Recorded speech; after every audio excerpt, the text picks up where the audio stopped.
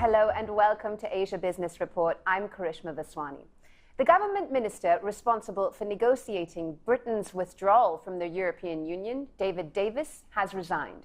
The news comes 2 days after Theresa May outlined her new proposal for a soft Brexit that would keep Britain in a free trade zone with the EU.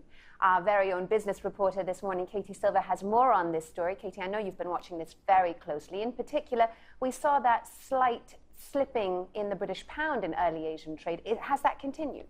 No, it hasn't, Karishma. So we saw it lose about 1/3 of a cent in early trade, but now it seems to have recovered. And you remember that was obviously on low volumes.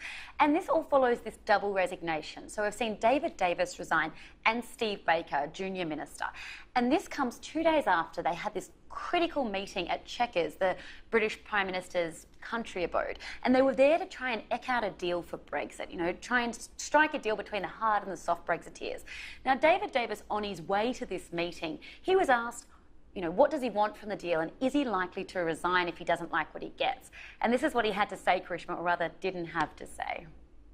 Mr Davis, how concerned about a softer Brexit are you? Good morning. It's a lovely day. How did the talks go with the other cabinet members last night? As I said, it's a lovely day. Careful you don't walk into the pit. Would you resign if you didn't like what the Prime Minister was offering?